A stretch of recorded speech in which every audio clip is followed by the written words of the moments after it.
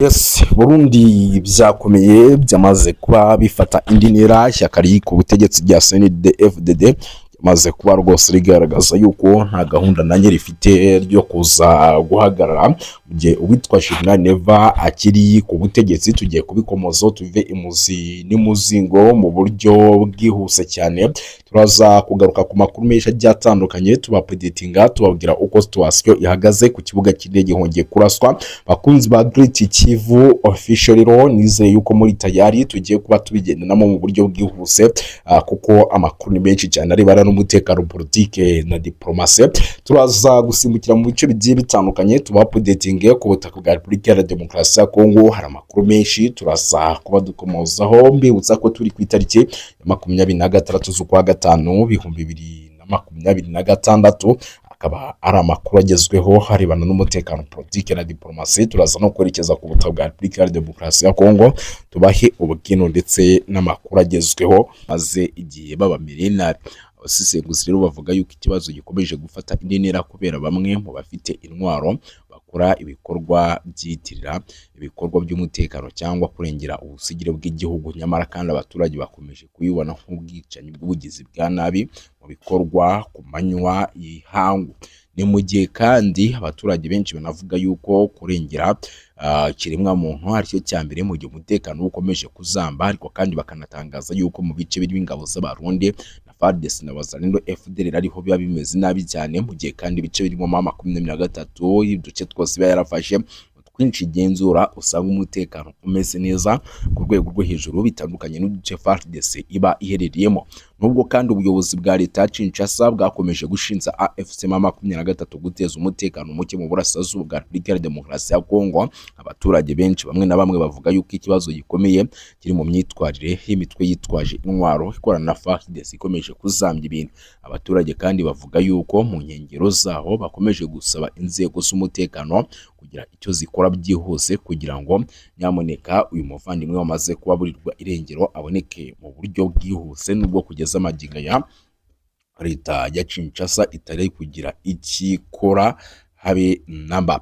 Rubaya muri Masisi M23 yongeye kurasa bikomeye FDL ndetse na Wazalendo. Ubu tuvugana ripoti ya risasi na magiro hingezeho iturutse muri ibice bya za Rubaya nuko byibura imbunda zigira mu 8 zo zari zimaze kugaragara yuko zafashwe, ariko kandi uretse kuba imbunda zigira ku 8 zafashwe hafashwe amatekwa zigira kuri 3 z'Abazalendo ndetse hafatwa ibikoresho birimo ibyombo by'itumanaho byo mu bwoko bwa Motorola. Hafashwe by'umwihariko byinshi bigiye bitandukanye, ariko kugeza amaginga ya makuru turimo turagenda twakira ndi guhabwa na drone zimu Rubaya, nubwo nanjye mu kanya gato ari buze nshobora kuza gusimbukira muri biriya bice, nuko urugamba rugikomeye kandi rugikomeje gufata indi ntera ndetse isaha ku isaha.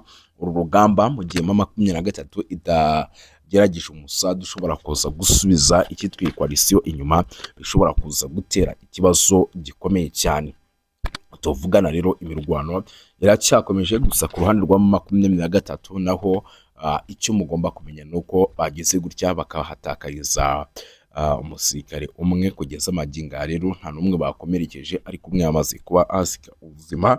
Ibi rero bigaragaza ko urugamba rwo muri teritwari ya Masisi rukomeye kandi rukomeje kugenda rufata indi ntera, ariko si byo honyine byabereye kuko na Mushaki naho ni muri teritwari ya Masisi. Wazalendo yongeye kugira gutya ihatera bombe, ni bombe yahaguye ku isaha y'isa 9 z'urukerera. Iyi bombe rero yaje gusiga igisirikare cya M23 by'umwihariko kigobotse hano hantu, ariko gisanga abaturage bagera kuri 3 bamaze guhitanwa n'iyi bombe, ndetse ni bombe yamaze kuba inasenya inzu y'umuturage hano muri aka gace.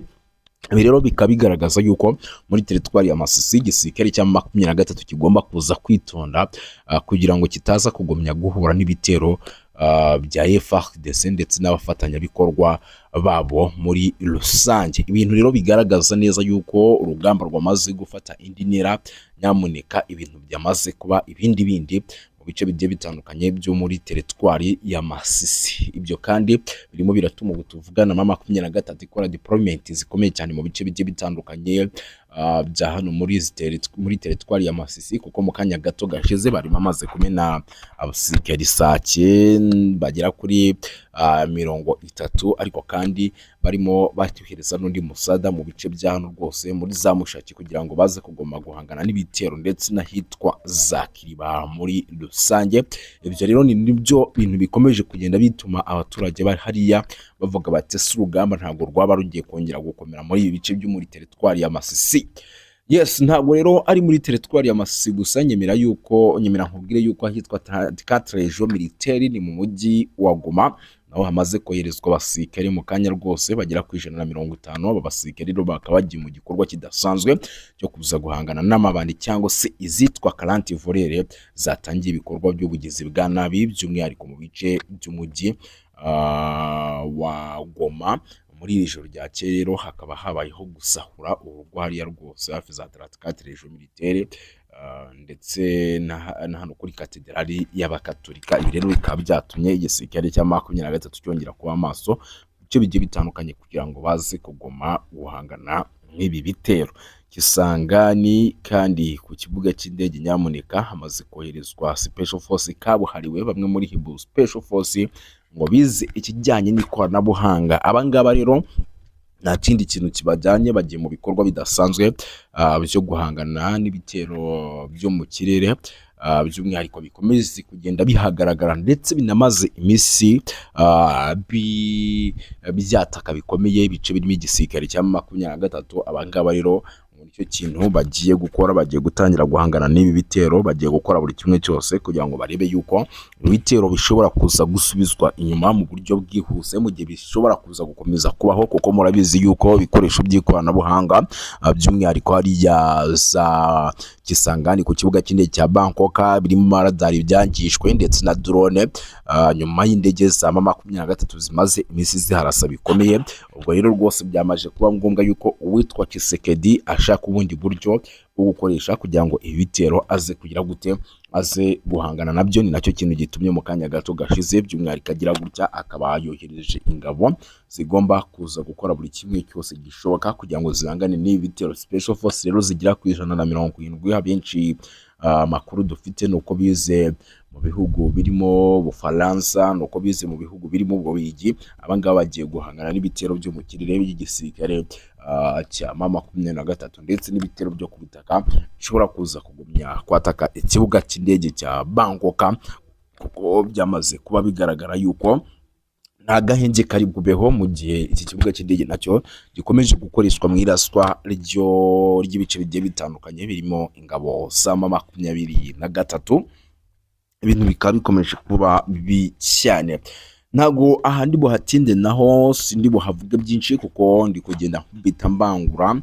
Nyamuneka nyemera nkubwire yuko nubwo Kisangani bimeze bitya, hari nubwo babukomeye yuko ashobora kuza kuba atake yo ku butaka. Icyo nacyo mukimenye kuko hari abasirikare barayi bagaragaye mu mujyi wa Kisangani kugeza amaginga bagihigwa n'ingabo za FARDC kandi batari mu bikorwa n'ubundi byo kurwanira FARDC ku ruhande rwabo, kandi ingabo bagaragaye n'ubundi nk'abasirikare ba 23 babonwe n'abaturage. Rero ibi byanatumye kugeza amaginga ya barimo barakora buri kimwe cyose gikomeye gikaze kugira ngo abasirikare babahige, ndetse patrouille hano mu mujyi wa Kisangani zamaze gufata indi ntera kugira ngo ataza kugumya kubaho atake by'umwihariko muri ibice byano n'ikibuga cy'indege, hataza kugoma kubaho rwose ama atake adasobanutse.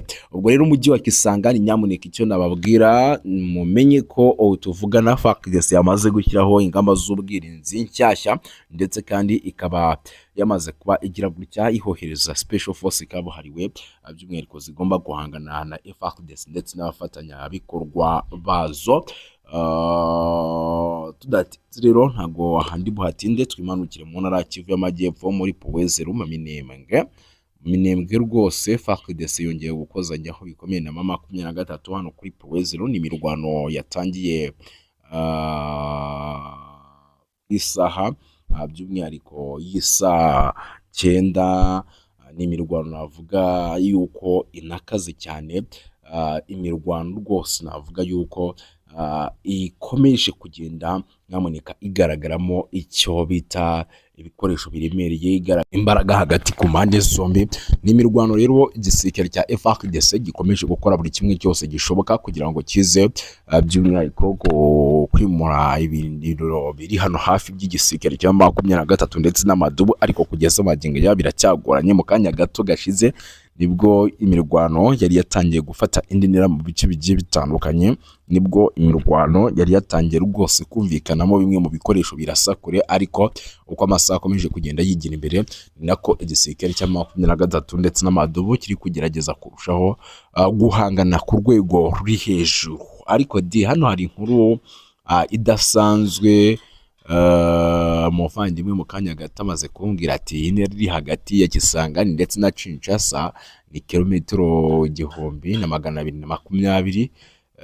Rero dukuyemo kilometero 1225 zo mu kirere ni strategy. Hano uburyo nyine 23 mu minsi ishize yarashe Kisangani.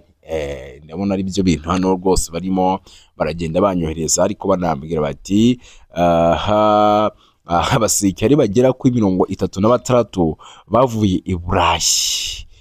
Bavuye i Burayi bose baje kuraswa mu rugamba rudasanzwe, by'umwihariko baje kurasirwa hano rwose nyamuneka muri za Kisangani.